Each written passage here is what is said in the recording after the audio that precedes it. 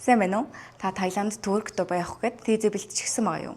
Тэгвэл танд эдгээр улсуудад зайлшгүй шаардлагатай аппликейшнуудыг санал болгоё. Таиланд улсад Grab аппликейшнийг ашиглан такси дуудах, хоол хүргүүлэх гэх мэт бүх төрлийн үйлчлэгийг авах боломжтой. Энэ дангаас Таиланд биш зүүн Азийн бүх улсуудад ашиглахад боломжтой. Турк улсад болохоор та би такси болон Uber аппликейшнаар такси дуудан тэвэл үйлчлэг авах боломжтой.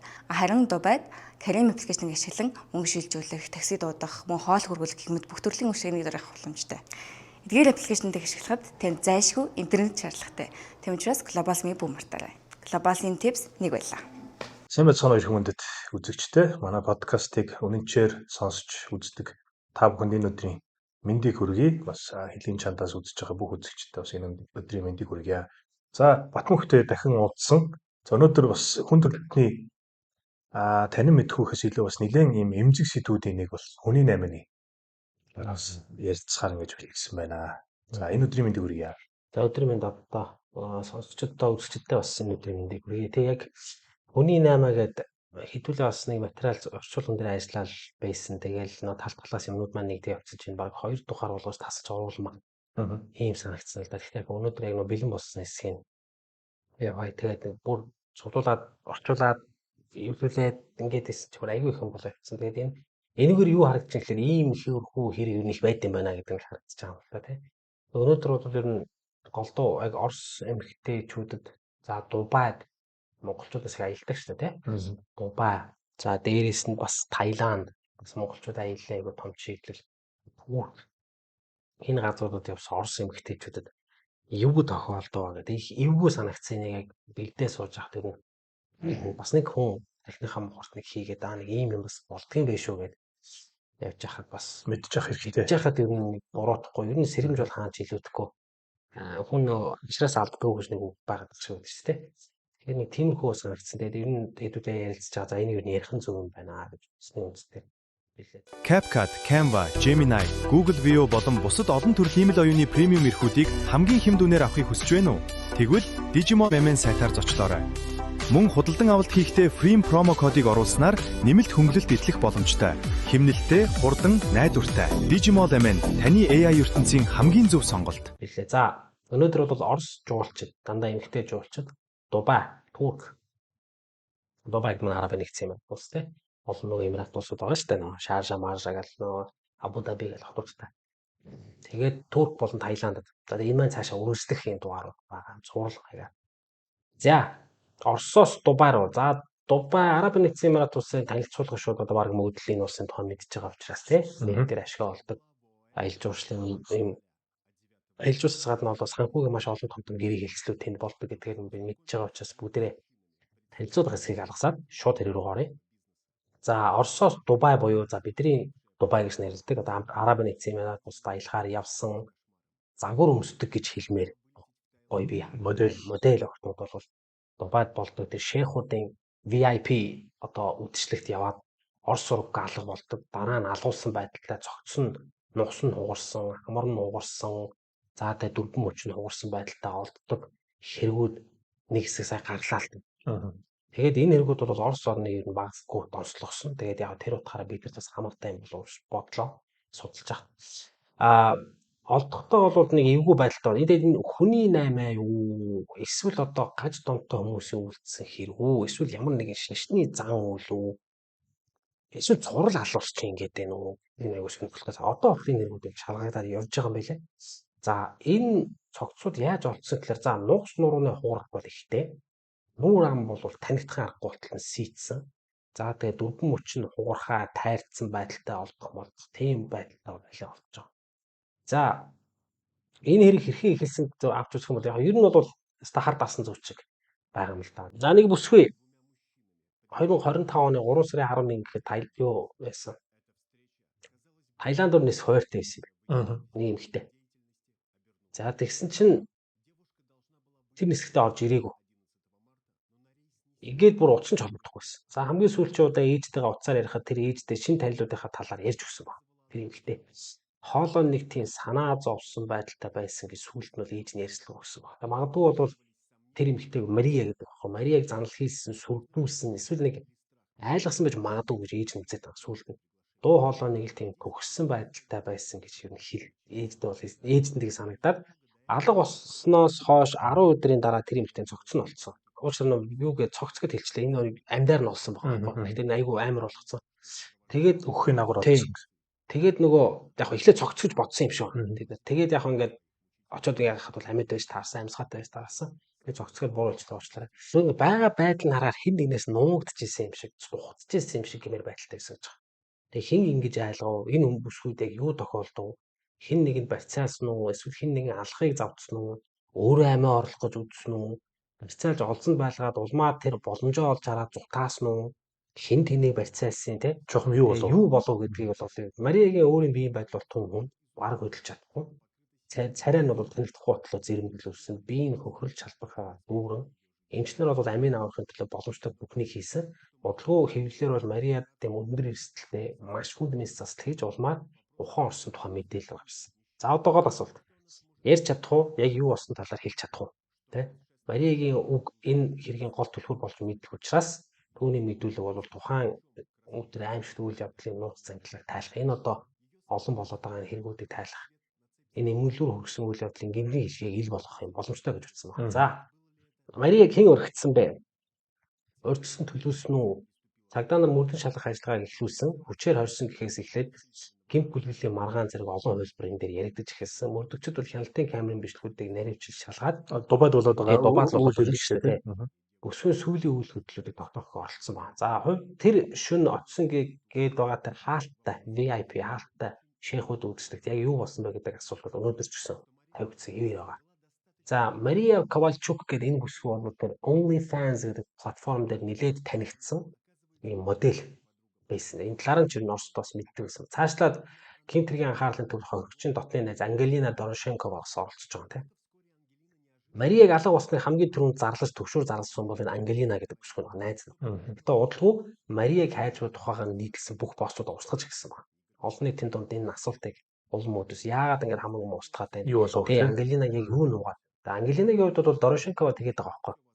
Өөрийгөө хэрэгт хамаагүй гэд няцаагаад тэгээд би Мариад хайртай. Туслахын тулд би чадах бүхнийг хийж байна гэдэг хариултыг бол дагагчид одоо өөрийгөө бас дагдаг нэг одоо пэйжийн дагдаг хүмүүс тэгж хариулсан байна.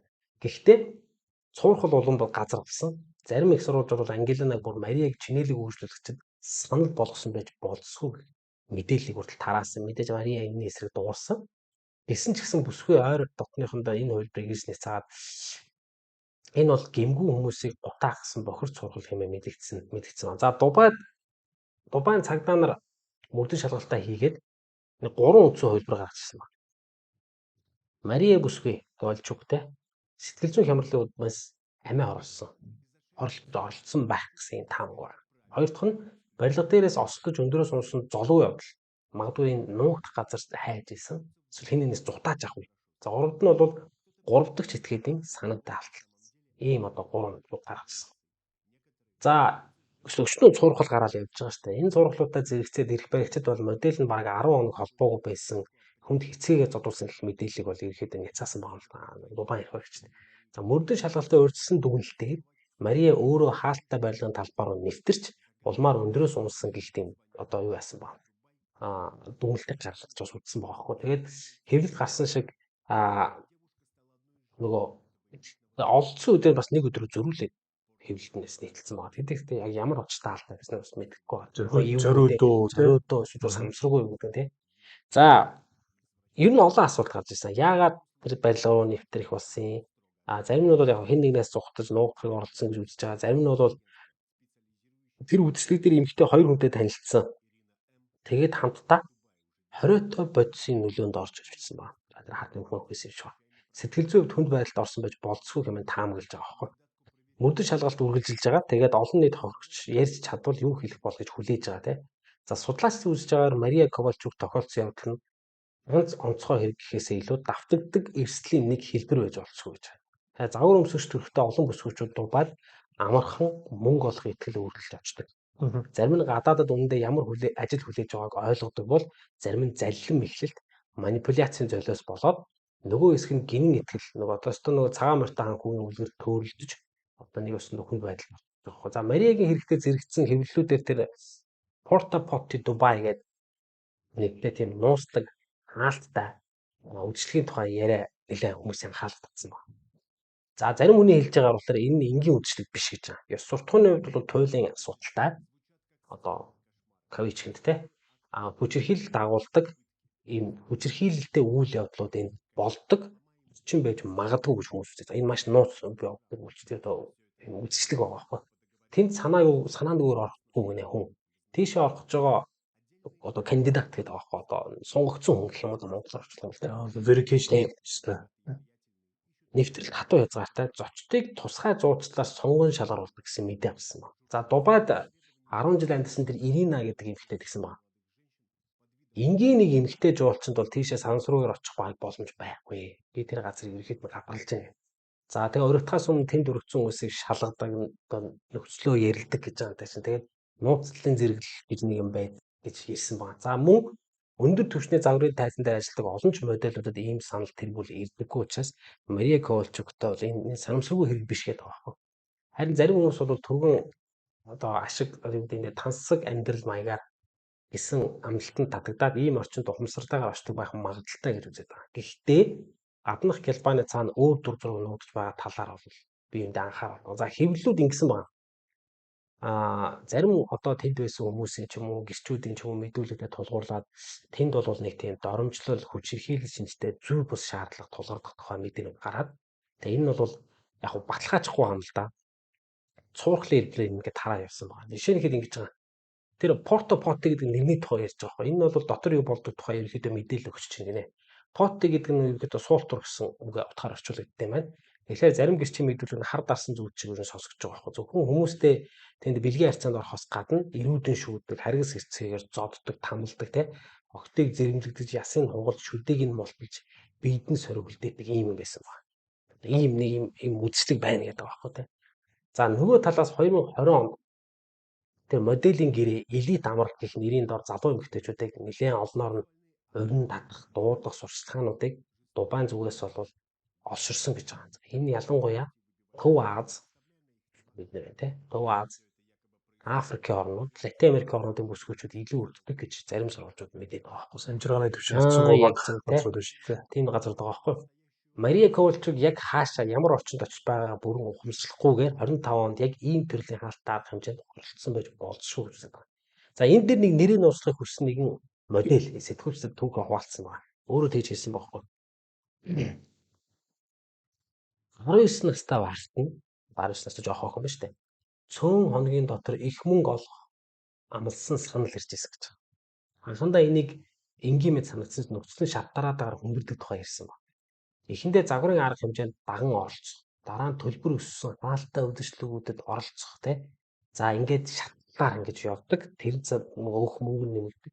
Тэгээд зарим нь бол яг зүгээр л чинэлэг хүмүүстэй танилцж дагалдах төдий гэж эндүрдэг ч бод байдал өөр байдгаа. Энэ үед төлбөрийн хэмжээ тэр одоо дагаж явж байгаа эмэгтэй өдөрт 1000-аас $1200 гэж ярив. Өдөрт ч тий. Ингээс нэмэгдэх юм байна. За барууны хэвлэл мэдээллийн хэрэгслүүдийн мэдээлснээр ийм төрлийн модель бүсгүүчүүдийн хамгийн бага хөлс нь нэг оройдоо $450. За тэр элит төвчний бүсгүүчүүд бүр $1500 хүрэх хэмжээний урамшуул санал болгох. Энэ бүхний хажуугаар Арабын нэгдсэн Эмират улсын хууль эрх зүйн орчин ёс суртахуун бэлгийн шинжтэй гэмт хэрэгтэй холбоотой асуудал онцгой хатуу ханддаг. Шалгалт мөрдөх ажиллагаа бол чангад явагддаг гэдгийг бас онцлох хэрэгтэй гэж байна. Тийм учраас айгүй далд нууц болдог.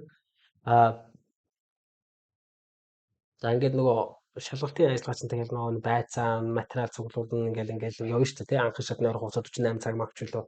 За ингээд хэрэг бол шүүхэд шилждэг. За тэгээд энэ маргаан төр хэдэн санаа сараас сунжрах юм тохиолдол байдаг гинэ. За энэ үдшилтгүүд бол Арабын нэгдсэн Эмират улсын Дубай хотод хэд болдог. За энэ үдшилтгүүдийн үеэр хохирсон гадаадын жуулчин эмэгтэй бүсгүүчүүд эцэстээ өөрсдөө шоронд хоригдох явдалч гарч ирсэн тохиолдол бий гэж байна. Өөрөөр хэлбэл тэд гэмт хэрэг этгээдүүдийн төдийгүй системийн золиос болж үзсэн тохиолдол байна. Хамслан Марияд тохиолдсон явдалтай төстэй түүх бол цөөн биш гэж байна. За Сүхий 2018 онд Иркутск хотын иргэн Екатерина Стецук гэдэг эмэгтэй Дубай руу явж өөрийн гэсэн орон сууц худалдаа авах мөрөөдлөө биелүүлэхийн тулд мөнгө олохоор явсан байна. Манайстай маш ойрхон газар шүү дээ. За ер нь ингээл нэг тоох нэгтгэнад байгаа зү. Орон нутгийн нэгэн агентлагтай гэрээ байгуулад удалгүй өөрөө бодит байдалтай нүүр тулсан гэж. За Екатеринагийн хувьд бол загварын агенттай уулзах цогтой байсан. Тэгээ гэрээний нөхцөлийг ярилцахад түүний зоч буудал бол урьсан байна. За уулзалтын агент бүсгүй хоолоод шууд хотод тулгаад хүчирхийлэхийг зурцсан. За тэгээ залуу бие хувьд арай сул дорой байгаад Екатерина өөрөөсөө ч их эртээ тэмцэх боломжгүй байсан учраас туйлын нөхцөл цөхрөлд автаад тэгээд цонхоор үсэх шийдвэр гаргасан байна. За цонхоор үсэрсэн. Гэхдээ амар хүнд гэмтэлсэн. Тэгээ нугасны хоёр нугал мань хугараад нэг нугал мань бүрэн ботсон байна гэж байна. Тэгээд эмчнэрийн ачаар бол түүний амийг авч чадсан. Екатерина ухаан орон мөцөө босон явдлын талаар шууд цагдаад мэдэгдэж шудраг ёсыг тайлбарыг хүлээсэн байна. Гэхдээ нөхцөл байдал аягүй сони иргэсэн гэж байна. Екатерина өөрөө 3 сарын турш шоронд тавигдсан байна. Эмнэлгээс гарч ирээ. Тэгээ яасан гэсэн чинь яг Чинэлэг Арабын түүний амь насанд Чинэлэг Араб эрийн амь насанд Екатерина өөрөө занал хийлж хутга далаасан гэсэн юм хэлсэн байгаа байхгүй. Гэж иргсэн байна. Иргэсэн байгаа байхгүй. Нутаг баримт цуглуулах боломж байгаагүй учраас нэг талын мэдүүлэг нөгөөгийнхөөс эсрэнгээд үлдээд за аз болоход Екатерина урт хугацааны ял идлээгөө тэгээд удалгүй судаллагадад гарсан баг. Тэр нэг юм эвгүй. Эрүүл мэндийн хувьд маш том өгч байгаа. За 21 настай Екатеринбург хотын одоо хуучнаар Свердловск те иргэн Мария Сазонова нэг ийм их хөр тоглолцсон ба. Уралын нийслэлийн захад өссөн ерөнхийдөө яг жоохон боргошоо амьдралтай эмэгтэй байсан юм шиг байна. Тэгээд тансаг амьдралын талаарх төсөөл ерөнхийдөө Москвагаас биш тий. Ганц би ээжтэйгээ одоо ээж нь ганц одоо single mom гэдэг бол ганц би ээжтэй өссөн ийм охин ба 2017 он түүний мөрөөдөл өртөөл шинэ iPhone боломжийн цалинтай ажил авах явдал ирсэн. За энэ зорилгодоо хүрэхийн тулд Мария маш эрсдэлтэй шийдвэр гаргасан.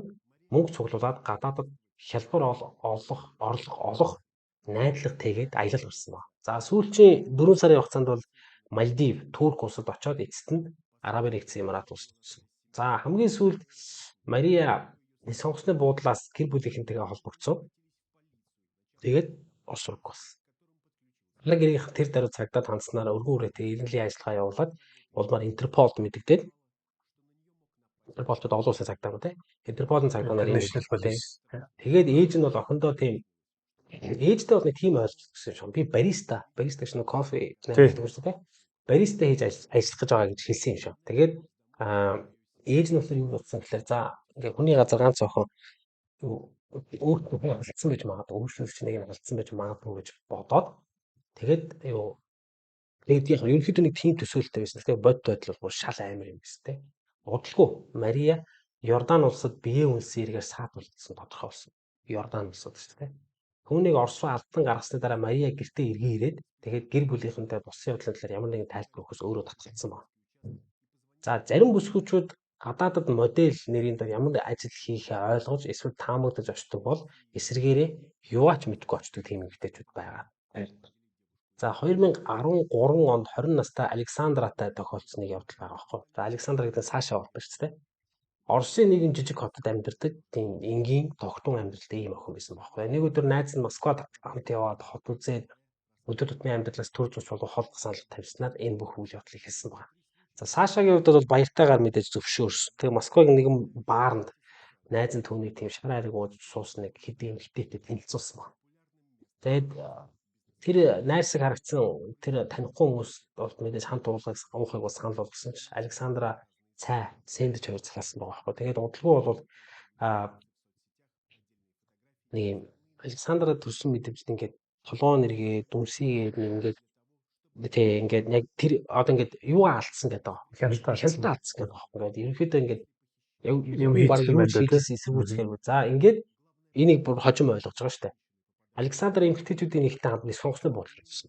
Өөрөө тэрийг мэдэхгүй байна.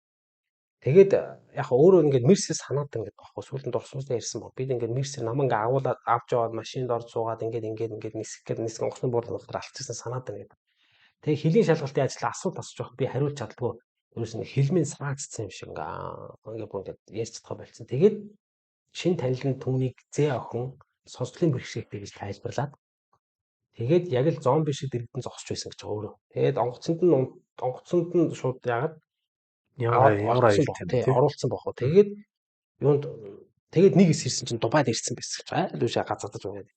Удалгүй түүний нөгөө найрсаг гой танил ихч маань Дубайд очиод одоо үн төрхөө харуулж шинхэн зангаа гаргасан шүү дээ. За ингээд Александраг бол өчнөө мөнгөөр авчирсан яасан гэж хэлээд одоо шууд бие мөлхийг шаардсан. Зардлаа төлөөгч тий. Тэгээд зардлаа гэж ашиг олно шүү дээ. Өөрөө бас тийм өдрөг хүнээр ашиг болох гэдэг шүү дээ. За Александрыг шууд яасан ба Александраг $5,000 худалдаж авсан гэж байгаа. Одоо Кавичкантай хашлтанд буцаан төлөх ёстой гэсэн өөрийн шууд. За Александр өөртөө нь яг адил аргаар барьцаанд орсон олон охтыг тэнд харсан баг. Хуулийн зөвхөрлөлд автсан. Тэгвэл Александр өөрөө бол бууж өгөөгүй. За хэд хоногийн дараа түнд зугтах боломж гарч ирээд цагдаа гэсчод Оросд байгаа ээж рүүгээ буцсан баг. Тусламж хүссэн дуудлага нь Орос болон Амрабын нэгдсэн Эмират улсын хууль сахилч байгууллагуудын шуурхай ажиллагаа явуулахад хүргээд ингээд Интерполын нөөц боломжийг ашигласнаар бүсгүйг боолчлоос чөлөөсөн. Гэвч Александрагийн хэлснээр тухайн үед Дубайд тэрхүү яг зочид буудалд нь өөр 5 Орос бүсгүй үлдсэн гэж байгаа юм зугтаах үед. Харамсалтай нь ийм төрлийн тохиолдолд цөөн биш гэж. Энэ бол ганцхан Дубай нэг буудал гэж байгаа юм. Арабын нэгдсэн Эмират улс даалга болсон бүсгүйчүүдийг 90 сурвалж чиглэлээр ажилладаг хоёрын мөрдөгчтэй ярьсан тэг ярианаас сонсож байгаад ингэж байна. Дубай хотод байгаа шүү дээ. 7 хоногт бүр дор хаяж 3 удаагийн эмэгтэйчүүд хуваалцсан бүр тэгдэм байна. Орос руу галж. Ихэнхдээ эдгээр нь бэлгийн боолчдын сүлжээнд өртсөн модель бүсгүйчүүд байдаг. Хотод бизнесийн аялалжууд ер нь аялал тэгээд ер нь аялалжуулчдын томоохон төв болсон гэмт хэрэгтгэлүүдэд үйл ажиллагаагаар нуух даалдах юм сайхан орчин байсан. Үлдгээ гэж тэр мөн ярьсан байхгүй. Тэгээд гэмт хэрэгтнүүд бол янз бүрийн арга хэрэг. За хуурамч сошиал хуудас ашиглах, засварласан зураг хийх, төр ашиглах утасны дугаарч гэдэг юм уу тийм. Романс залилсан тий. Ийм хууснууд нь ихвчлэн бүсгүйчүүдийг хуурч мэхлэх зорилготойгоор богино хугацаанд ашиглаад за ингээ бүсгүй одоо уулзлаа шүү дээ. Уртунгууд устгаад дараагийн одоо хаяг нээдэг, дараагийн утасны дугаар авах ч юм уу тий. Тэгээд тэр цагдаагийн хэлснээр л гэж байгаа юм. Эмэгтэйчүүд бэлгийн боолчлох гол шалтгаан нь өөртөө ингээд амархан анаагаар амьдралаа сайжруулах гэсэн хүсэл эрмэлзлээс нь болдго юм аа гэж байгаа байхгүй. Бид талаар шунал дээр дөрүүлж байна. Тий. Одоо шунал дээр шаардлага дээр дөрүүлж шүү дээ. Гэмт этгээдүүд ер нь өндөр цалинтай арга хэмжээнд ажиллах шейхүүд болон бизнесмэнүүд залдартай загвар зохион бүтээгчид оролцдог хаалттай удирдлагуудад өргөдөх зэрэг сэтгэл татам ийм нөхцөлийг санал болгоод тансаг амьдрал нийгмийн өндөр байр суурийн амлалтууд нь эдгээр эмэгтэйчүүдийн хувьд бол хамгийн том өрх болоод ингээд гэмт этгээдүүд бол сошиал сүлжээн дээр тэр мэдээллийг нь наривчлан судлаад харилцаа үүсгээд материалыг ашиглаж тус бүх зардалтаас аялал амлаад зорилттой хүмүүсээ ирэхэд тэгж байгаас сууж авт юм байна л да. Тэгээ энгийн мэд ихлэд харилцаа үүсгэх нь илүү сайхан ирээдүйн тэр найдвар дунд бүсгүйчүүдийг өөрсдийг нь огт өөр зам те боолчлоор хөдөлж байгааг эмэгтэйчүүд хаяг тэр үед анзаархаа болчдөг. Сэтгэл зүйн юм нөлөөлөл манипуляцийн аргуудыг бол ашиглаад гэмт этгээдүүд хэвийн за бүр зарим тохиолдолд төгс мэт юм харилцааны хийсвэр дүр төрхийг бий болдог гинэ. Стан нөгөө цагаан морьтой анх хүн болчиход гинэ. Баста тэн дээр бичсэн одоо сүүл би тэр юугаар орчуулж байхад хардсны ус шиг мяралцдаг гэж бичсэн байгаа юм те. Тэр амар байгаа. Ийм аргаар одоо одоо энэ одоо тэд нар болохоор хоорондоо тэгж яриад байгаа юм. Хохирогчийг одоо байгаа боловсруулах гэж ярьдаг юм. Одоо бэлдэж штэ тий. Тэгэхээр эхлээд сайн нүгэл эхлэх байх та тий. Одоо тэгэл танилцал эхлэх байх юм шүү дээ. Яа гэж тий. Шинэ асуугаар ингээл тэгээ ингээл зангамдаа оол. За бүсгүйчүүд бол гадаад улс руу явах шийдвэрт хүрэхдээ хүний 8-аач аялын бүх зардлыг өөрсдөө даана гэж одоо ер нь тэд нар нэтгүүлээд за ингээд хамгийн залтай аргуудын нэг нь мэдээж бүсгүйчүүдийг гадаадд явах шийдвэрийг өөрсдөө гаргасан мэтээр харагдуулаад за ингээд өөрсдөө тасалбар авсан хаашаа явахаа чөлөөтэй сонгосон нөхцлүүдийн сайн дураар зөвшөөрсөн гих мэт ингээд сүүлд нь чинь нэг хэрэг сөхөөд ингээд бас тэгж ярьд юм байна л да. Тэр ингээд чинь ялан хөндлөх чадвар ялан үлдчих тийм байт юм байна л да. Бодит байдал дээр бол хохирогчд сэтгэл зүйн дарамт үзүүлэх ийм дэлгүүрт ийм схемүүд байт юм байна. Ихэнх тохиолдолд бүсгүйчүүд бол тухайн улсад очиод амжилттай гэх тодтолтой ирчүүдтэй уулздагч энэ дараагийн хуургуу байдлыг хуурж байгаа байхгүй. За тэгээд тансаг амьдралаараа тэр ирчүүд нь гайхуулаад одоо Ferrari ч юм уу Lamborghini ч юм уу үнэтэй автомашин унаад тодорхой сэтгэлийг нэмэхтэй үнд төрүүлээд ингээд үнийн хэрэгтэй энэ бүхэн бол мэдээж дандаа нүд хорох үйл явц. Тэгээ автомашинууд болон бусад үнэтэй зүйлс нь ерөнхийдөө их бол тэр гэмт хэрэгтнүүд дандаа түрээсэн тийм. За ингээд улмаар бүсгүйж очт буудалд авчирч тэнд түүнийг одоо зочд буудалд авчрах үед за тэнд зочд буудалд нь яг нөгөө клиент нь үлээж байгаа байхгүй одоо тэр клиент бол клиент гэж нэрлэхгүй ханхүү гэж нэрлэдэг байгаа байхгүй ханхүү нь үлээж идэг. За тэгээ зүхтах боломж олгохгүй тул гэмт этгээдүүд хоригчийн бичиг баримт гар утсыг хурааж авдаг. Гадаад эрдэнэстэй холбоотой хангаж боломжгүй болсон бүсгүй бол бүрэн занганд ороод ингээд мэрэгчлэнүүдийг үзэж байгаагаар бол гэмт бүлэглүүд энэ нэгэн зэрэг хэд хэдэн хоригчтой ажиллах гэж байгаа. Тэр нь одоо харилцах юм хийж байгаа юм л да. Боломжтой байдаг. За бүх үйл ажиллагааг нарийн чинь төлөвлөдөг гэнэ. Эхлээд тэр хүнийхээ сошиал хаяг маяг руу нөө хамаг юм судалдаг юм байна. Тэгээд тэрний дагуу ингээ бүх ажиллагааг Тэгэхээр та өөрөө бас хэр нээлттэй байна гэдэг чинь өөрөө маш аюултай зүйл байгаа байхгүй тий. тэгээд тодорхой оноо төсөв тактик бүхий тэр операц ажиллагаа гэдэг байгаа байхгүй тий. Явагддаг. Зардлын нислэгийн тасалбар автомашины түрээс зочдлын захиалга тий үнэтэй бэлэг сэлт шин сим карта шин гар утас хүртэл тэр тооцоонд нь орно тий. За ингээд хохирогч гинт этгээдүүдийн гарт ормогц гадаад ертөнцөөс бүрэн тусгаарлагдана. Зарим тохиолдолд бүсгүүчүүд дуу тусгаарлагч юм тусгай өрөөнд ордог гэж байна. Ханыг дуу тусгаарлагчаар хийцэн тий. Өрөөнд ороод тэгээд тэнд хичнээн ойрлож чарлж хаал үнүүдсэн ч гэсэн хэн ч сонсох боломжгүй. Ингээд хүчээр тулгсан үйл ажиллагаанд гадагдж ороод за үүнийг бол эскорт үйлчлэх гэдэг. Эскорт гэдэг чинь англи хэлээр хэлдэг. Нүүлгэн шилжүүлэх. Тэгээд албадлагын шинжтэй үйлдэл тийм ер нь ингээд юм залилангийн том системд орсож байгаа юм л да. Ингээд шинэ амьдрал гэж байгаа тийм. Хохирогчдод шинэ амьдрал бий боллоо. За зарим хохирогчдод бол аврагдах боломжийг мөнгөөр худалдаа авах тийм гарцыг олж хардаг гэнэ. Амьд гарах тийм энэ төлөөс бол өндөр. Тэгээ бүгд энийг бас чадахгүй. Маш хүндрэлтэй. Тэгэхээр шаардлагах мөнгө асар өндөр байдаг. Тэгээ юунд ер нь бол маш хүнд нөхцөлийн бүх өөрийгөө худалдаж авч ин гэсэн үг шүү дээ тий. За ийм сүлжээнээс хүмүүсийг аврахад маш нарийн эрсдэлтэй ажиллагаа ер нь шаарддаг. Ийм гэмт бүлэглэлүүд дэлхийд даяар үйл ажиллагаа явуулдаг. Зэвсэг бүлэглэл гэмт хэргийн синдикатуудтай холбоотой байдаг учраас ийм золиос ус эмэгтэйчүүдийг чөлөөлнө гэдэг өөрөө маш хүнд бэрхшээлтэй юм. Орон нутгийн эрх баригчтай хамтран ажиллах зайлшгүй шаардлага гардаг. Ихэнх тохиолдолд цорын ганц боломж нь бол барьцааны мөнгө төлөх явдал байдаг гэж байгаа байхгүй. Тэгээд ийм барьцааны мөнгө дунджаар яг уу тэр Орос эмэгтэйчүүдийн юугаа тоосч байгаа 3,500,000 рублээс эхэлж байгаа байхгүй. Тэгээд яг ер нь ийм л энэ арга нь бол цорын ганц юм. Гарцсан байдгаа гэж тэмдэглэж үлдээсэн байгаа байхгүй. Тэгэхээр энэ гэхдээ яг Дубайд болж байгаа энэ одоо ч гэсэн яг тэр Марриott гэдэг холбоотой ингээд Дубайд бас яригадаад ингээд багхгүй. Ер нь ингээд Эмират бол Оросын хооронд бас ингээд жоох юу болоод сайн ингээд сул болоод шүү. дайман болоод бас жоох ингээд сарнилаа л да. Гэхдээ ингээд энэ бол одоо ч гэсэн ингээд яригадаад байгаа. Тэгээ энэ дэр Дубай дээр бол маш олон жишээг гаргаж ирж яриад байгаа. Тэгэхээр цаашаа судлал бас нэлээд юм гарч ирэх юм байна гэж би бол гэж бодсон.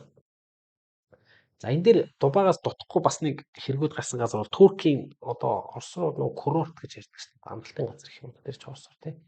За энд бас Орос бүсгүүчүүдэд яг тийм нийтлэл байсан юм. Орос бүсгүүчүүдээ аллагын мөрөөр гэх тий Туркийн курортууд байт тий. Тэгээд ер нь яг Дубайд тэр Туркс тэр Таиланд тэр бид нар урд нь Турк тус эргүүдийг ярьж ирсэн, Таиландд тус эргүүдийг бас ярьж ирсэн. Эндээс яригдана.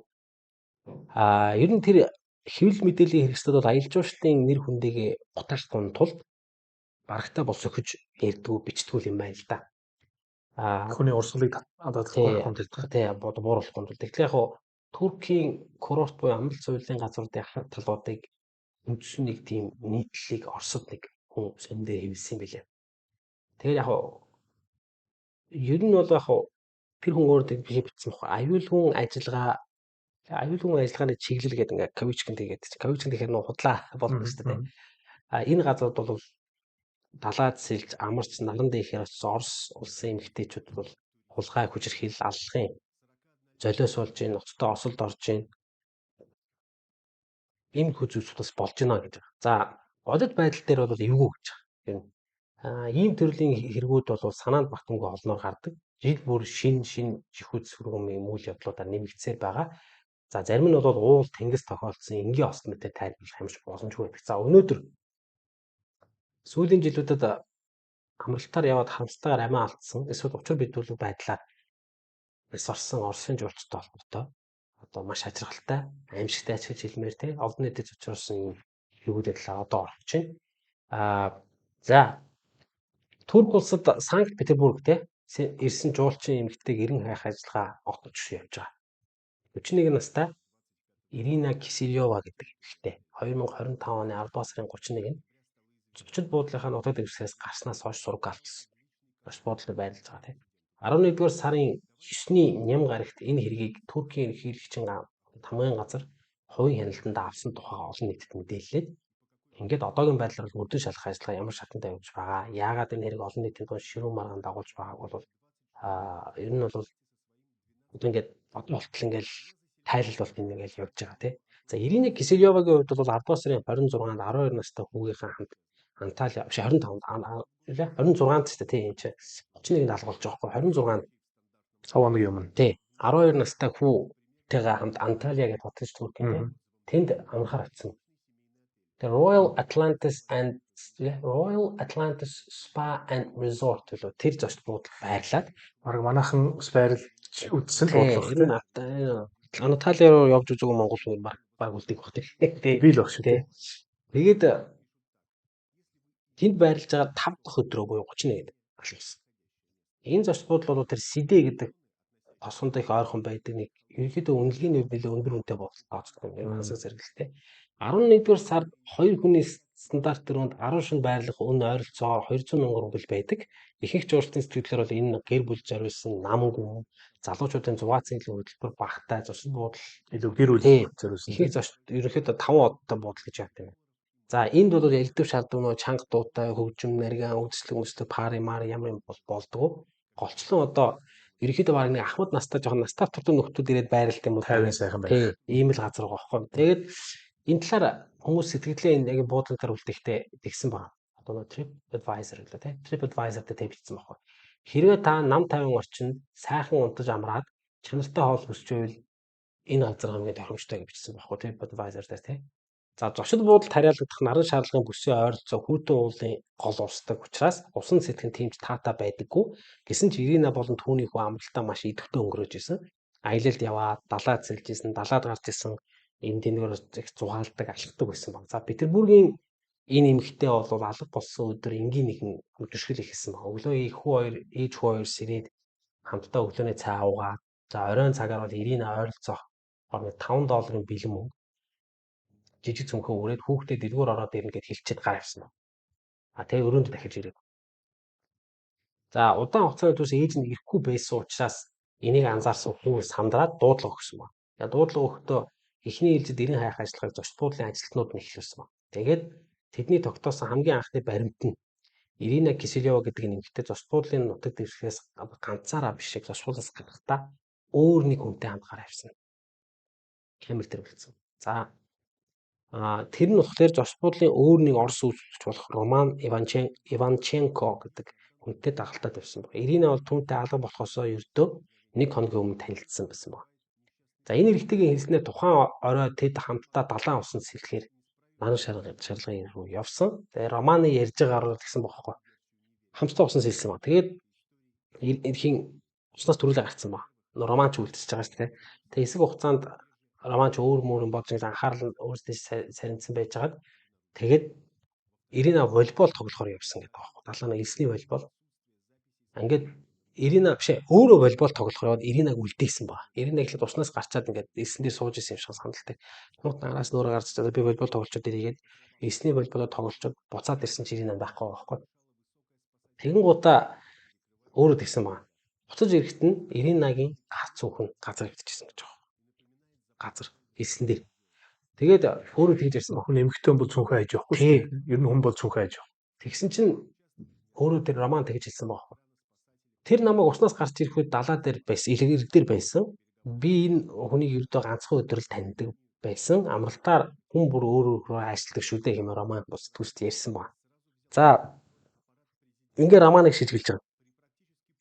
Роман анхаарал татах нэг асуудал байгаа нь Роман Иринагийн бүх хэд зүйлсийг өөрийн өрөөрөө авч яваад тэгээд оройны 23 цагийн үед л ресепшн хүлээлгэж өгсөн юм байна байхгүй. За ингээд дараа нь зочид буудлын ажлууд бас хууль захиалах байгууллагад хандсан л дээ. Романы дэвшүүлсэн хувилбарыг орон нутгийн нэгэн ажилтан бас батсан байгаа байхгүй. Далайн иргэн цэвэрлэгчийн хэлснээр бол орой 19 цагийн орчинд тухайн эмэгтэйг наран шалган газар орон дээр унтаж байхыг хэлсэн гэж байна. За тэгээд ресепшн хүлээлгэж өгсөн Иринагийн цүнхэнд бол бичиг баримт нь байсан, мөнгө нь байсан, гар утас нь байсан. За түүний хүүн эд зүйлсийн дундаас зочид буудлын бугуурчийг нь олсон ба. Тэгээ бугуурчийг бол маш нямбагаар хайцсан гэдэг байгаа байхгүй. Тэгээ эхэндээ хүүн ээж нь зүгээр л бугуурчаа тайлсан байх гэж бодоод тэгээд яасан ба. Яа энийг сүүл нөө таасаа гэдэлт өгсөн юм даа ярьсан ба. Эхлээ зүгээр өөрөө тайлцсан байх гэж бодоод. Тэгсэн чинь Эндээс ч нэг Оросын дипломат Оросын цагдаа нар хүртэл орж ирж байгаа байхгүй. Иринаг эх оронд нь буцаах ажиллагааг зохион байгуулаад тусгай хөдөлж гараад тэрийг хөргөж буцаад ирсэн байна. Тэгээ Санкт Петербургт бол 12 настай хүү тусгай хөдөлж ирсэн. Иринагийн хүүг. Хүн тэг Ирина тэг. Пулковоны сонгоцтой буудал дээр түүнийг эмээ болон бусад полис сабын тусч авсан байна. За одоогийн байдлаар Ирина Киселева зочид буудлаас гарсныхаа дараа хааш явсан тодорхой болоогүй байгаа. Мөрдөн шалгах байгууллагын зүгээс түүний алга болсныг одоогоор осол санамсаргүй хэрэг байж болсгүй гэж үзэж байгаа байхгүй. Тэгээ мөрдөн шалгах байгууллагын зүгээс Ирина далайн усанд сэлэхээр орж урсгалд автаа осолсон байж болцсгүй гэсэн хэлбэрийг бол дэвшүүлээд байгаа. Тэгтээ батлагдаагүй. Алга болсон бүсгүй ойр дотныхан бол тэр хамгаалалт юусэн хийхгүй байгаа. Учир нь бол бүх хэрэгт тайлбарлахад бэрх хит олон с ิจ гтэй нарийн ширийн зүйлсэндээс анзаарэгдээд байгаа байхгүй. Хүүгийн сэтгэл зүйнтэй бол амар тий 12 настай үгээр хэлэх тийм чарахгүй. Аврагчид ер нь зочд буудлын ойролцоох энгийн бүсийг маш нарийн одоо шалгаад тэг өчүүхэн чуулмар олоогүй баримт илрээгүй. За хамгийн их анхаарал татчихгүй зүйл бол хяналтын камерын бичлэгт тэнд огт ингээ байхгүй камерууд байхгүй байхгүй тий. Алга болсон эмэгтэй хамаатных нь нөхрийнх нь мэдүүлснээр бол зочд буудал болон Иринаг хамгийн сүүлд харсан тэр юу яг нэрийн шаардлагын тэр газар нь бол аюу камер олонтой газар байгаа байхгүй. Тэгвэл зочд буудлын ажилтнуудын тайлбарлаж байгаагаар камерын харах үсгийг одоо маш сайн мэддэг. Тий, тэгээд нөгөө одоо ингээд нөгөө камерадаас суурилсан нэг юм харуулын одоо нөгөө аврагчийн цамбаг мангын ар манаараа дүүс мүсээ харагдсан юм сохор үсүүд биш. Сохор үсүүд дээр камер зоосон гэдэг энэ дэр нэг маргааны асуудал үүссэн ба. За энэ Ирина гэдэг эмэгтэйг ямар нөхцөл тий хизээ энэ наран шарлагын эргээс алга болсныг одоо хинч тодорхойлж байна. Одоогор бол эрен хайх ажиллагаанд орон нутгийн цагдаа одоо эргийн хамгаалтын аврагчид эргүүлийн зав нохото одоо нөгөө үнэш нохтын баг оролцож байгаа. Энэ хамгаалтын алба бол далайн эрэг болон зочд буудлын ойролцоох голын сав газар хэд удаа шалгасан гэсэн үг бол гараагүй.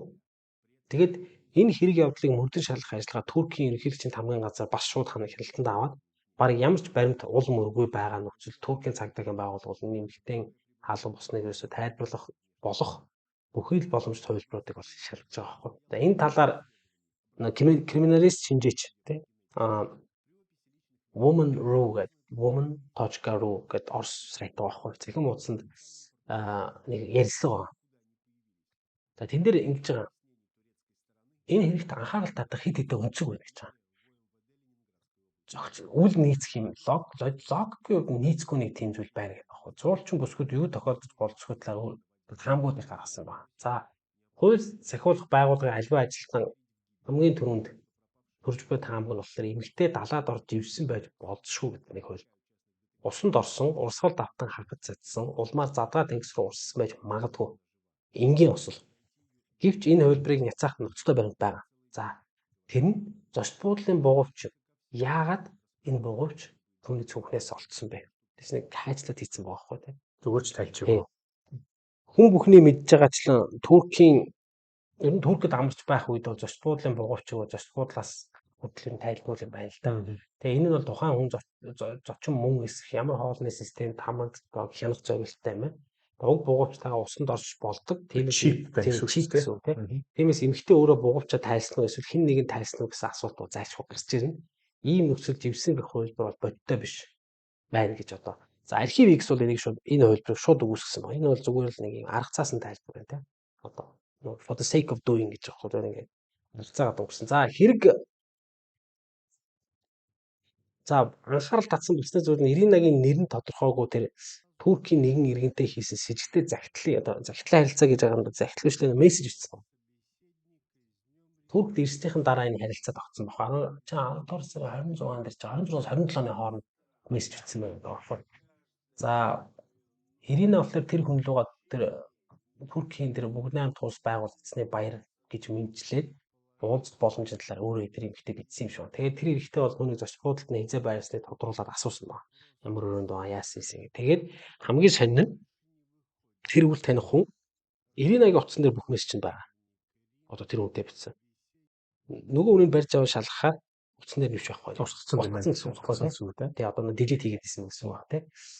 За ингэнгүүт энэ захидал харилцаа ердөө 1-2 өдөр үргэлжлэж дараа нь гинт тасраад Иринагийн гар утсан зөвхөн харилцааны дэлгэцийн зураг болон явж буй автомашины цонхоор авсан богино хэмжээний бичлэг үлдсэн. Уг бичлэгийг бол түүний харилцаж авсан байж болзошгүй гэж үздэг байна. За юу тэр 78.ru гэдэг сайт дээр байсан юуг нь үзэхээр энэ Ирина энэ хүнтэй дахиж холбоо бариагүй гэдэг одоо хүмүүс тэгээд байгаа байхгүй.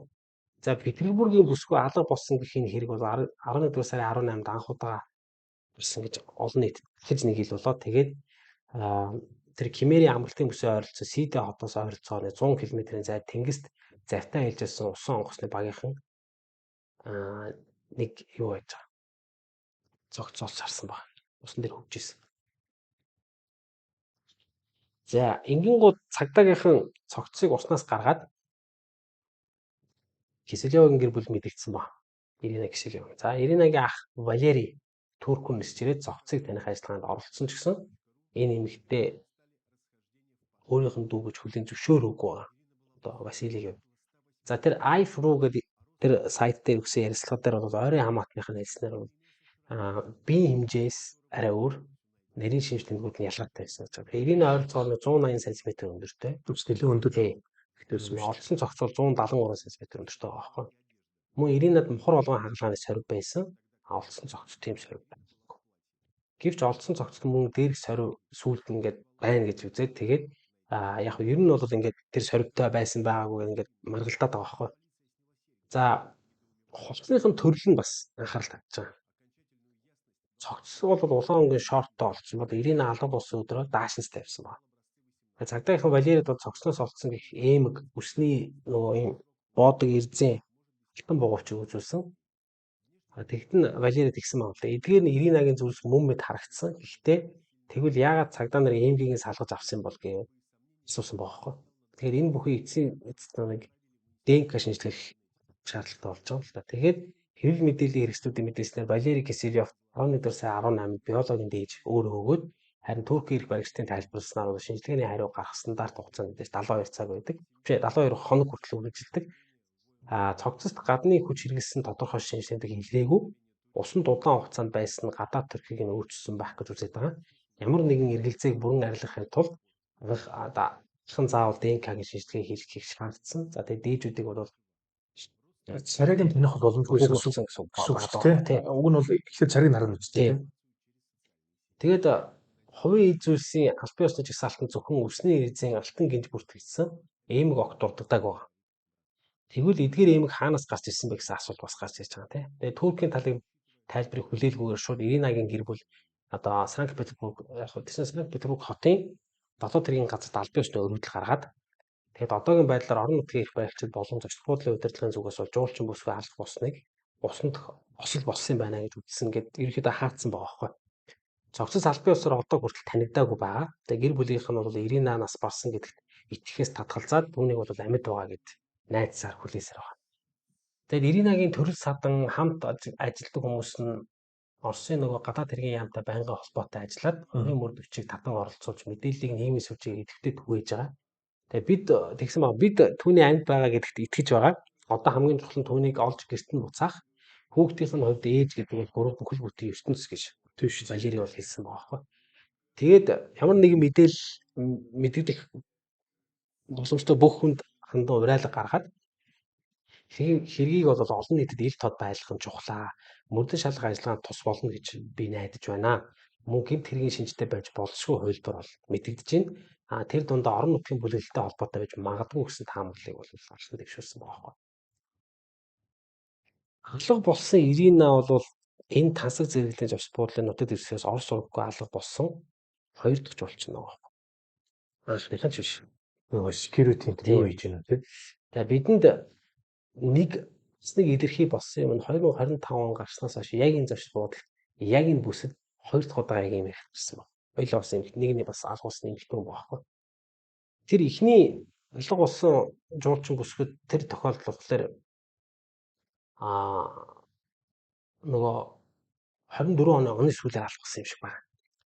Тэгээд яг уу энэ дээр нэг паттерн ажилладаг юм байна. Одоо юу зүү тогтолцоо харагддаг. Тэгээ басан байгаа. Тэр Туркийн Кемер гэдэг хотод бас нэг жуулчин бүсгүйтэй холбоотой бас нэг эмэлт хэрэг гарсан. Тэгээ энэ өмнөх хэрэг бол ингээд орхиж байгаа байхгүй. Ингээд ямар ч өмнө яг ингэж эмэгтэй болсон байна. Одоо ингээд хэрийг надад болчихсон гэдэг. Тэгээ шийдэгдсэн юм байхгүй. Тэр Химээр гэдэг хотод Оросын нэг жуулчин бүсгүйтэй холбоотой бас нэг эмэлттэй хэрэг гарсан. Эмэлтийнхаа хамгийн ихний өдөр 42 настай жуулчин Ленария Музипова гэдэг нэртэй эмэгтэй амиа галцсан. За Ленариягийн хувьд бол ганцаар аялах нь маш түгээмэл. Тэгээ Туркт анхудаага аялж байгаа нь ч биш байна. 9-р сарын 24-нд Туркт ирээд ирсэн өдрөө бараг шууд далаа цэцлэр орсон. Өрсөлдсөн мэдээлэлээр бол бүсгүй хамгаалтын хөвгч одоо ийм тэмдгүүд байдаг шүү дээ тий.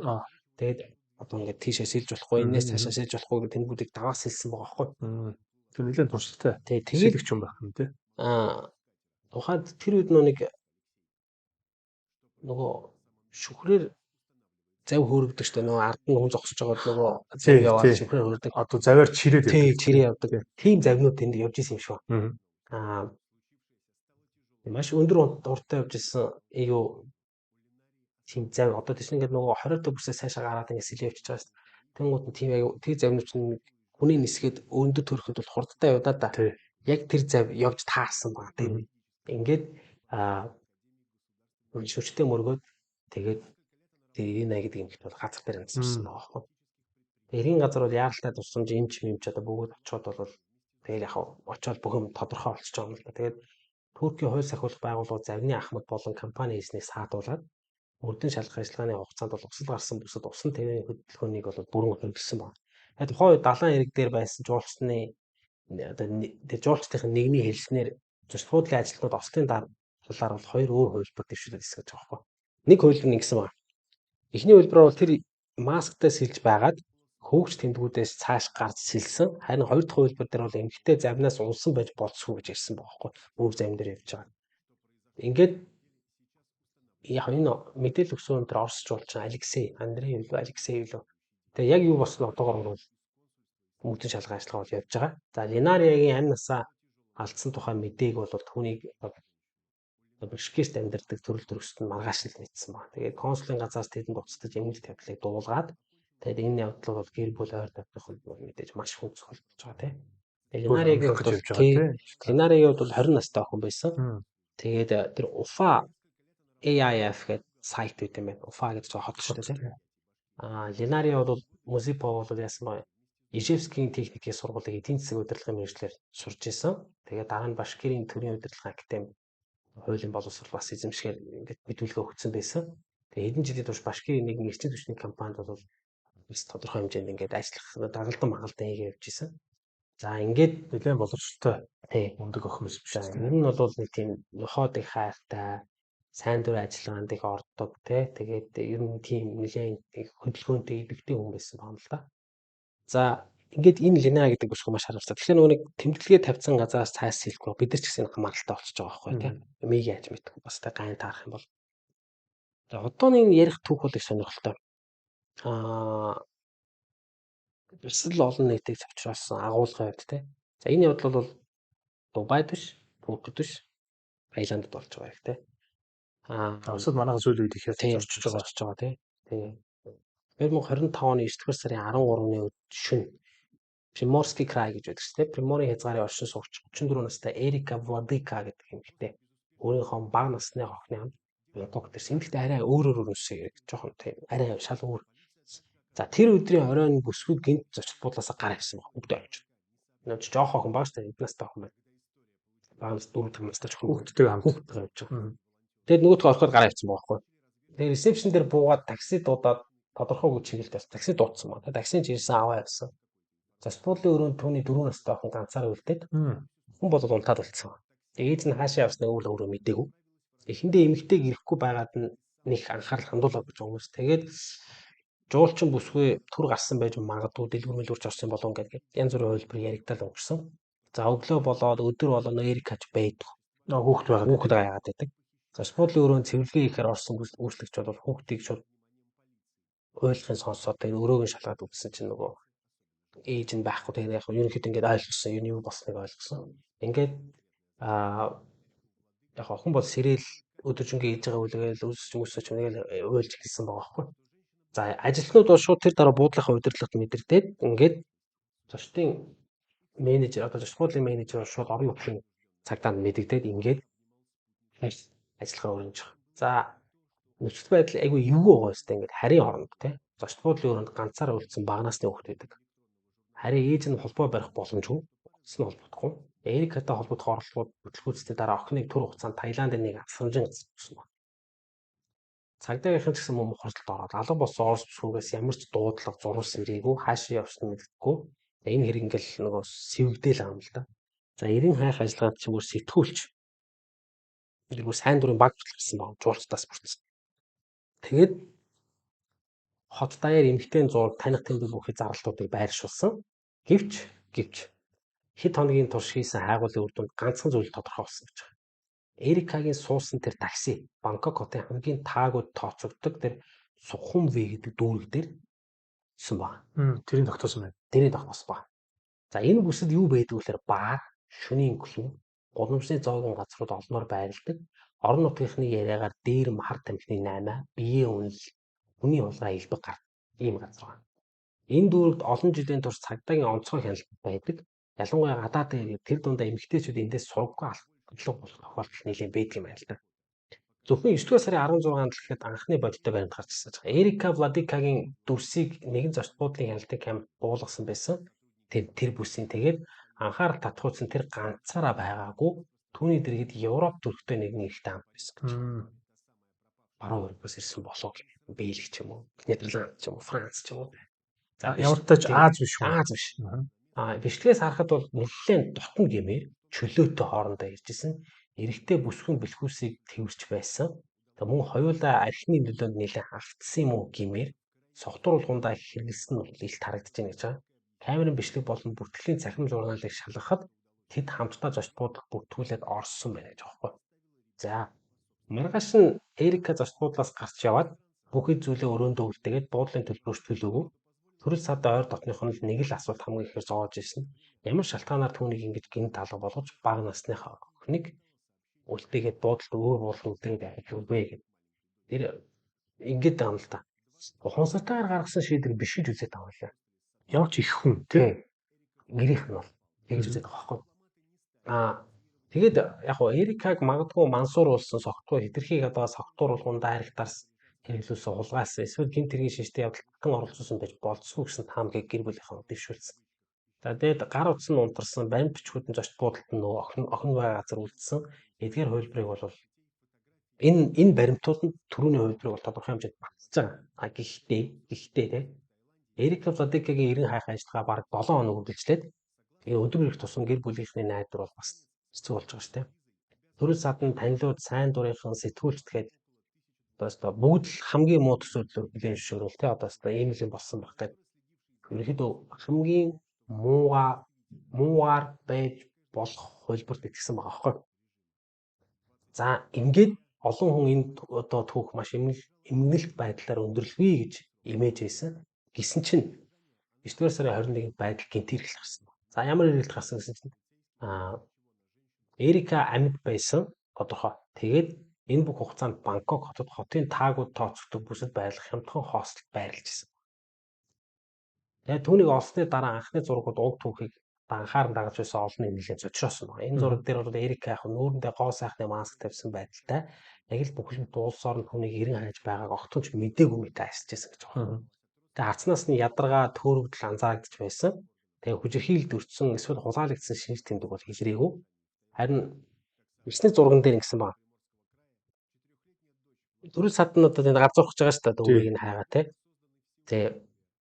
Тэгээд нөө Эрика бол тэр үл таних хэрэгтэй тоо цагийг санаа зовх зүйлгүй хамт өнгөрөөж байгаад багтсан байна. Тэгээд хостелын ажилтнууд түүнийг бол хэвлэл мэдээлэл олон нийтийн сүлжээнд өргөн тархсан зургаас нь таниад энэ нь бол сургаггүй алгуулсан Орос бүсгийн мөн гэдгийг ойлгоод Оросын консулын газар шууд холбогдсон байна. Ингээд дипломатууд даруй очиж ингэж мэдсэн тийм тийм. Тэгээ бүсгүүтэй биечлэн уулзаад яг юу босныг тодруулахыг оролцсон байна. Консулын ажилтнууд болон сайн дурынхан Эрикатай ярилцаж чадсны дараа нэг зүйл айгүй тодорхой болсон. Сэтгэл зүйн хувьд бол туйлын тогтворгүй. Тэгээд өөрийн үйлдэлээ логик ойлгож ерөөсөө логик дараалалаар тайлбарлаж чадахгүй тийм байдалтай байсан байна. За боддоор ойлгомжтой болсон цорын ганц зүйл Эрика зочдлоос өөрийн хүслээр гарч охиноо үлдээсэн явдал байна. Тэгээ гадаадын нэг иргэнтэй танилцсанаа шинэ харилцаанд татагдж ороод олон хоног үргэлжилсэн согтуу цэнгэний амьдралд автаад энэ хугацаанд бол тэр бодит байдлаас бүрэн тасраад тэгээд утсаа унтраагаад дуудлага хүлээн авахгүй, зурус уншихгүй 4 настай охинтой гэдгийг ч мартсан гэж амьдсан гэж байгаа байхгүй.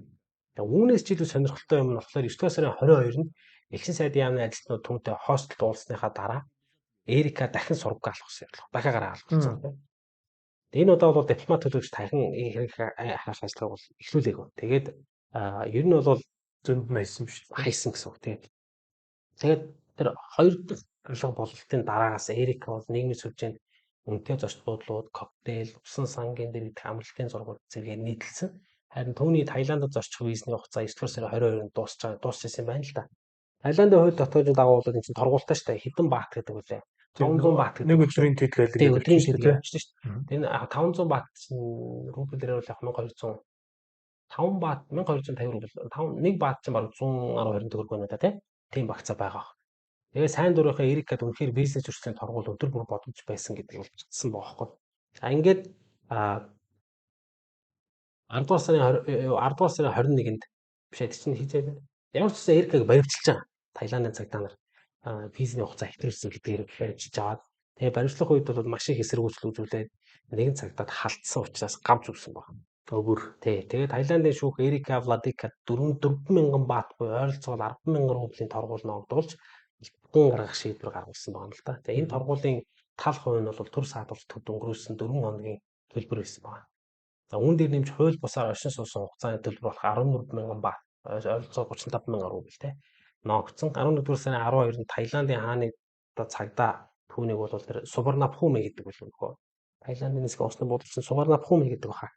Олон улсын нисэх онгоцны буудалд хүргэж аддан гаргалтыг гүйцэтгсэн байна.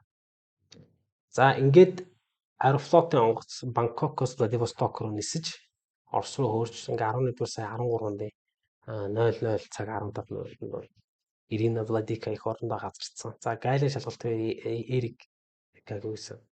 Цагдаа ажилтнууд тосон авшид нэмэлт шалгалт хийсэн. За тэгээ Оросууд гэсэн байгаа. Приморын язгарын прокурорын газар тийм яасан. Бага насны хүүхдийг аюултай нөхцөлд орхисон байж болцсохгүй. Чөөр гэмт хэрэглээ тийм. Энийг гэмт хэрэг гэж үзээд 90 үсгээ шалгалт эхлүүлсэн. За Эрикад бол Орос улбаны улсын 90 хуулийн 125 дугаар зүйл аюултай байдалд орхих. Одоо энэ нь айгүй хүнд гэмтлэг их биш. Хүнийг аврахгүйгээр аюултай байдалд нь орхиод явна гэх чинь. Тэр буудлын ажилтан анзаарахгүй байсан бол яах вэ? Тэ өөр ямар нэгэн байдлаас тэр хүүхд амиа олдвол яах вэ? Тэ эсвэл өөр бас муу талын хүмүүсийн золиос болох юм байна тийм. Маш ноцтой хэрэг байна. За ингээд хариуцлага хүлээлгэсэн. Ингээд 80,000 рубль хүртэл торгуул 360 цаг хүртэл албан ажил 1 жил хүртэл засах ажил 3 сар хүртэл баримтлах гэдэг янз бүрийн ялнуудаас оноосон байна л да. Тэгээд нөгөө энэ хэрэг дээр нэмээд ерөнхийдөө бол тэр насанд хүрээгүй хүүхдийг аюултай нөхцөл байдал очсон эсрэг хамгаалалтгүй очсон гэдэг үндслээр нэмэлт хариуцлагаас тооцох юм үүтэй байгаа юм байлээ. За ёо Одоо яг өргөлжилж байгаа. Тий. Одоо саяхны үйл явдал учраас тий. Тэгээ ялыг тогтоохдоо Эрика олон удаа төрөл садан элчин сайдын яамны ажилтнууд хууль сахиулах байгууллагуудаас нуугдсан. Мөн Таиландд баривчлагдах үедээ цагдаад эсэргүүцэл үзүүлсэн энэ ялыг бол хөндрүүлэх нөхцөл байдал байж болцсохгүйг бол прокурор онцолж байгаа. Одоогор бол Эрикагийн 4 настай охин одоо аавынхаа асрамжинд байгаа. Хүүхдийн хэвийн амьдрал бол хэвийн одоо үргэлжлэж байгаа. За хяналтын байгууллага охины эрхийг бол цаашиж анхааралтай байлгахын төлөвлөгөөтэй ажиллаж байгаа. За эмэгтэй үйлдэлийг ойлгоход бол түүний өнгөрсөн амьдралыг баг зэрэг сөхөх хэрэгтэй болж байна.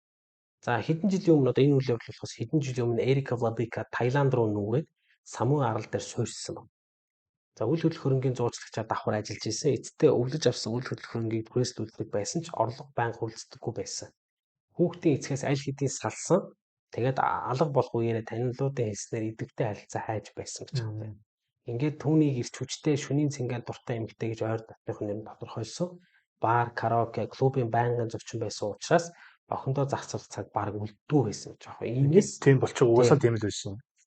Иймээс тэр 4 настай охиндоо асгаж хайх нь илбэг байж сүүлийн саруудад энэ тал дээр бүрч их идэвхтэй болсон байна. За ялангуяа форум нийгмийн сүлжээнд заруудыг байршуулад Пхукет, Бали, Бангкокт асарчийн ажлын талаар сонирхож нэлээд мэдээлэл өгсөн байна. Ингээд Эрика Владикагийн төв гэмт хэргийн нууцлаг детектив бус харин насан турш хүний хувийн султал илэрхий тийм хариуцлагагүй байдлаас үүдсэн маш тийм. Тэр яг тэр Орос юун дээр бол эмгэнэлт драм гэж бичсэн байгаа байхгүй тий. За Аз ууч тэр хүүхдэд ямар нэгэн зүйл болсон Харин тий. тий. Тэр бол бас айгүй завшаантай үйл явдал болсон байна шүү дээ. за Таиландаас буцаад Турк руу явъя тий. Аа. Турктэд очиход энд бас нэг асуудал таригдсан байна. 24 настай Нальчик гэдэг хотын оршин суугч Лаура Писаренко гэдэг хүнтэй холбоотой хэрэг байхгүй. Энэ бид баг сүүлийн хэрэг баха. Стамбул хотод нууцлаг нөхцөлд сургал болсон. Тэгээ энэ бүсгүй болохоор шинэ жилийн өмнөхөн төрсөн өдрөөр тэмдэглэхээр Турк улс руу ирсэн байна. Энэ Турк чинь Оросын яг аяллаа айгу чухал чиглэл юм ба штэ. Аяллаа хэрэг мэрэгтэй одоо Тэнгис газар зүүн Тэнгис Босфор ардны хоолой молоо гэл тэ. За хэрвээ санаж байгаа бол Оросын нэг кино байдаг юм аа. Одоо яг ингээд бид нар нөгөө анх 90 онд монголчууд чинь ингээд ирээнээс айгүй их бараа зөөлөө шүү дээ. Тэрнтэй адилхан яг ингээд цацад нэгдэж байгаа Оросоо Туркээс бас маш их бараа зөөдөг байсан байлээ л дээ. Тэгэхээр тэрнээс үүдэлгээд явандаа аж жуулчлаад ингээд явцсан гэж ойлгоо. Одоо чинь одоо хийсгийн харилцааг тий. Турк Орос хоёр тэ. За Лаура бол Туркийн эрэг орчин бүсгүүдийг олон жилийн турш сонирхож ирсэн. Тэгээ түүний нийгмийн сүлжээнд бол тус улсын туршид газар дүндээ давхуулсан олон зургуудаа байрлуулсан байт юм байна. 12 дугаар сарын 30-нд төрсөн өдрөөр тэмдэглээд 2025 оныг ухтахаар 24 он тоххой. Тэгээд гівч төлөлжсэн баг Турк. Гэхдээ Оросын иргэн бүсгүй очисон даруйдаа холбоо тасраад төрөл садан ч гэсэн сандраад ингээд нийгмийн сүлжээнд тусамж үссэн зар явуулж гисэн баг. 10 хоногийн дараа энэ хэрэгт баазрын ахиц гарсан. Хууль сахиулах байгууллагууд хяналтын камерын бичлэгүүдийг нэлээд шүүж үзээд тэнд Лаура Оросын элчин сайдын яам руу явж байгаа бичлэг харагдсан. Бодлого бүсгүй яагаад тэнд очисон тодорхой болсон. Тэгээ паспортоо гийцэн. Паспорт арга болсон. Тэгээ ах Валерагийн хэлснээр бол Лаурад заримдаа ой санамж юу гардаг гэнэ. Одоо юу хөтөлгөөд ирэх чинь нэг орж гардаг. Тэгээд өөр үйлдэл тийм мацсан сандаг. Тэгээд өөрийн үйлдэл хянах чадвар сулрах үе гардаг гинэ. Мөн түүний хэлснээр бол элчин сайдын яамд түнд авдан гарах талаар анхааруулсан. Тэгээд өөрөө тэрийг санаад багтахгүй байгаа юм шиг. Тэгээд хэдэн цагийн дараа Писаренког суллаж Турк улсад хууль ёсоор оршин сууж байгаа гэж тайлбарласан ба. За үүний дараа Лаурагийн мөр тэгээд дахиад сурган алдарсан ба. Тэгээд төрөл садныхаа мэдээлснээр бол Туркийн цагдаа түүний эрен хаах ажиллагаанд төдийлөн их идэвхтэй оролцоогүй. Алга болсны талаарх өгөгдлийг хүлээн авсан ч бодит мөрдөн шалгах ажиллагааг бол гэр бүлийнхэн өөрсдөө хийхдээ сэлсэн. За анх нь бол Валерагийн хувьд бол дүүгээ хайхаар Стамбулд яаралтай ирээд тэгээд элчин сайдын яамд хандаж тухайн үеийн бүх мэдээллийг авах хүссэн ч төрөл садан болохыг нотлох баримтгүй гэсэн үндслээр бол тусламж авч чадаагүй. Тэгээд Валерагийн хувьд бол хүн алга болсон тухай цагдаад өргөл гаргасан. За аз болоход 10 хоногийн дараа Лаура амьд олцсон. Энэ бүх хугацаанд тэр Туркийн цагдаагийн хяналтанд гадаад иргэн зориулсан сааталтууд байрлуулсан баг. Тэгээ мөрдөн шалгах явцад тодорхой болсон гэхээр 10 дугаар сарын 30-нд элчин сайдын яамаас гарсныхаа дараа Лаура нэгэн дэлгүүрт орсон. Тэнд хориотой байсан ч тамхи татахаар оролцсон ба дэлгүүр дотор. Тэгээ дэлгүүрийн ажилтнууд анхааруул өгсөн ч Лаура ойшоогоогүй маргаан үсгээд улмаар дэлгүүрийн ажилтнуудтай зодтолсон ба. Тэгээд үүний үр дүнд хууль сахиулах байгууллагын түүнийг саатуулаад гадаад иргэний төвд хүргэсэн. Тэндээс хожим болж байгаа байхгүй. Тэгээд эцэст нь бол яг хоо ер нь юу хэлэх гээд байна гэхээр гадагшаа аялж болно те. Гадагшаа бид нар бүгд л аялаа. Одоо ингээд Таиланд, Турк те Дубай гэдэг дандаа монголчууд энэ л явдаг аяллаа юм байна. Тий. Тэгэхээр энд нөгөө бид нар өөрсдөө бас ямар орчинд оршиж байгаа гэдэг юмстай тооцох хэрэгтэй. Танихгүй хүн таараад гинт сайхан зан гаргаад ирвэл бас бодох хэрэгтэй тий. Зүгээр л нэг за чи юу лээ бид хоёр ч юм тий. Хүний сонголттой хаашаа явах нь мэдээж хүний сонголт ч гэсэн бид нар бас байнга бодож нэг хүн ганцаараа явах ер нь хэр зөв үү буруу юу тий. Тэднээ эмгтээчүүд ганц нэгээрээ ч юм уу заа нэг 2-3-аар аялж байгаа тохиолдолд нэг мэдээж залуу хүмүүс усаа гарч орох юм бас байна. Тэр бол одоо байдаг л зүйл шүү дээ. Тэгэхээр ингээл хажууд нэг залуу ирэл одоо өчргөө сайхан загнаал ингээл юм авч өгөөл ингээд бас бодох нь байна. Энд чинь нэрээ юу лээ гэдэг. Гих мэтлээ ингээд за тэгээд бас ерөнхийдөө ингээд аялагчдыг хараад бас өөртөөс бие зүв авч явах асуудал айгүй яригдж байгаа байхгүй тий. Одоо тэр олон нийтийн газар тамхи татч болохгүй газар тамхи татсан гэж одоо хууль дүрмтэй байгаа шүү дээ тий. Одоо бүгдээ орхиод гараа явчих жах жишээ нэг тий. Тэгэхээр энэ бүхнийг бас бид нар бас аягүй сайн бодоо штаа юм бас бидний өөртөө нөө бие хэрхэн авч явахаас асар хэцүүлэх мараа байлгаж ярих гэдэг л да. Бас би нэг юунаас уншчихлаа нэг тийг юм байгаа. Ингээд за ингээд уух юм авч өгдөг штэ. Уух юм авч өгвөл за ер нь бол яг нөгөө тэр уух юмны их сурвалжийг өөрөө мэдэхгүй л бол битээ уух гэж тий. Одоо яг нүдэн дээр нь хийж өгөөгүй л бол жишээ битээ юу. одоо юу гэдэг чи уухан аваад өглөө 0 ороод ирлээ уухан байжсэн бол бас битээ уу гэж байна. Тэгэхээр шинэ юм л уу те одоо ундаа ус юу ч хамаагүй те. Яг тэр тийш юм хийцэн бит байх мал гэдэг ч юм те. Одоо орчууч аягүй хэцүүлчихээд шүү дээ. Тийм. Маш их боломжтой бол ер нь бол Тэгэхээр тиймэрхүү зүйлсүүд бас бид нар бас анхааруулжтай. Тэгээд энэ ер нь дугаарыг бэлдэж байхдаа биднэрт ер нь нэлээд ойрхон юм уу байна да. Дандаа л монголчуудаа хайдаг газар байна да гэж бас бодогдчихлоо. Тэгээд их сурвалжаар бол Archivix-ийн 2 дугаарыг ашигласан. За нэг нь бол Sex Rhapsody Dubai буюу Дубайд бэлгийн боолчлол. Нөгөөх нь бол Убийство Россияна в Турции гэдэг. Туркт одоо Орос өмсгчүүд амьд төрсэн хэрэг гэдэг. За тэгээд Дневник Полидори гэдэг подкастаас бас ашигласан. За Владимир Чайкины подкаст гэдэг ингээд ерөнхийдөө энэ бол номер ерөөс ашиглах дандаа одоо подкастуудыг ашиглаж ингэж хийсэн юм одоо дугаар байлаа гэх мэт үзэгчтэй. Одоо бас сонирхолтой сургамжтай байсан болох гэж найдаж байна. за тэгээд өнөөдрийн дугаарт хамт байсан үзэгчтэй баярлалаа. Бас тийм ч таатай бас сэдв байсангүй. Гэхдээ бидний мэдчих хэвээр сэдв байсан учраас бид нар бас ярьлаа. Тэгээд бүгдөө баярлалаа. Удахгүй уулзъя. За та бүхэн сайхан амраарай. Бүгдэнд нь хамгийн гол нь эрүүл энхийг те аз жаргал сайн сайхан хүсье. Баярлалаа.